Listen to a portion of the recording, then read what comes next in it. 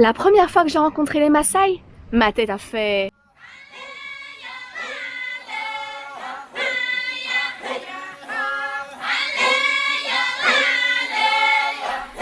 Et j'ai gardé ce bête sourire pendant 2 jours.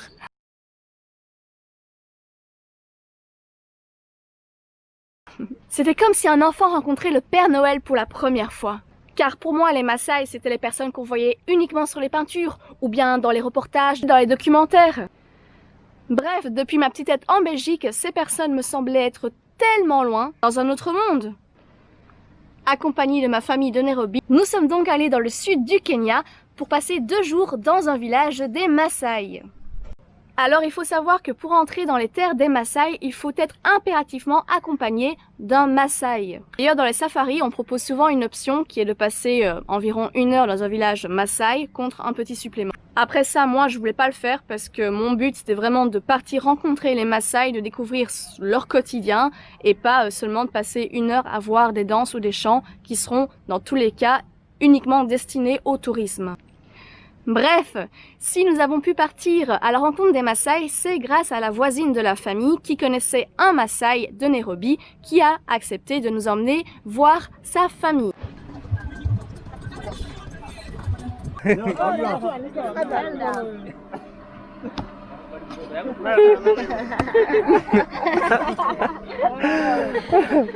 That's nice. Et c'est à ce moment précis que j'ai vu apparaître pour la première fois les hommes Maasai qui sont venus nous aider.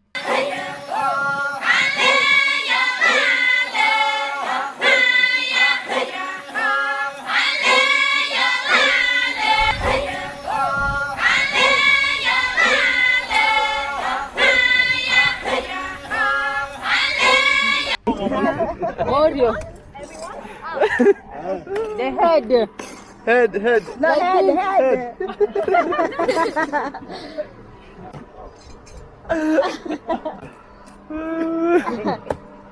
That one. What are you doing?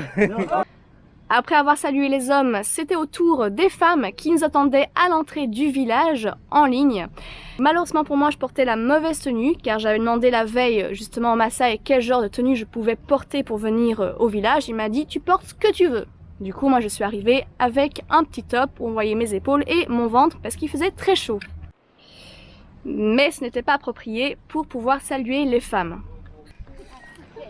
Pour se dire bonjour entre eux, les Maasai font un geste de la main sur la tête, Like this. à savoir, ça va du aîné au plus jeune. Donc moi je faisais ce geste-là envers les enfants et les aînés faisaient ce geste-là envers moi. Like this. I mean, that's right. Head, Like this. Just give Yes.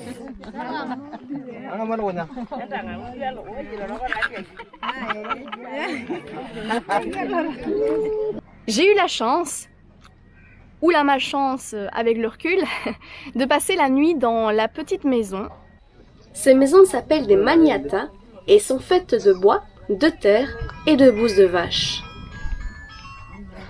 En réalité, il n'y a qu'une seule pièce, sans lumière et souvent enfumée, puisqu'ils y préparent la nourriture et le thé au feu de bois. Ils y dorment et y vivent. J'ai donc partagé le lit, c'était en réalité une planche en bois, avec 2 autres femmes. La première personne qui s'est réveillée le matin, c'était la maman, à 5 heures, pour aller traire les vaches. Et comme j'ai le sommeil léger, eh bien j'ai à peine ouvert les yeux, elle m'a vue, et elle m'a fait signe de venir avec elle. Je me voyais mal refuser en disant non, je reste là, je veux dormir. En fait, je suis chez vous, mais je veux dormir.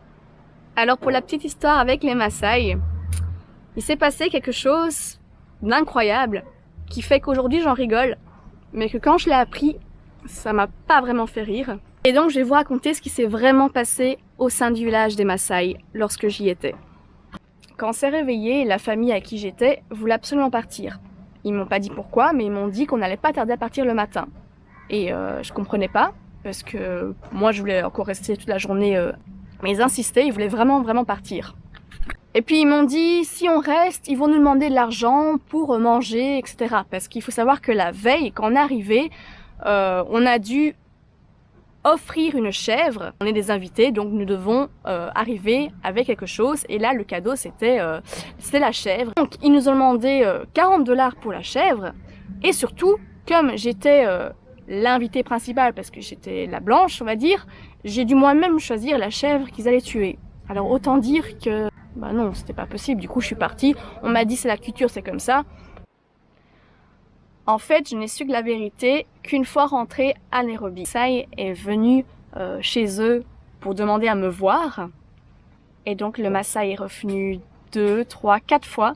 Le fils m'a présenté à sa famille, à son village, comme étant sa copine.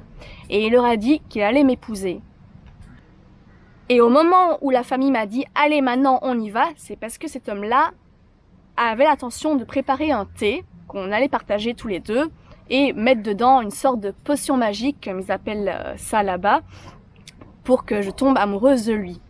Et la famille l'a compris. Une potion magique. Moi, je pensais que c'était une blague, évidemment. Mais non, ils étaient très sérieux. La première nuit qu'on a passée, le père est venu avec ses 2 femmes se réunir avec nous, ainsi que d'autres personnes du village, et on a fait une grande réunion.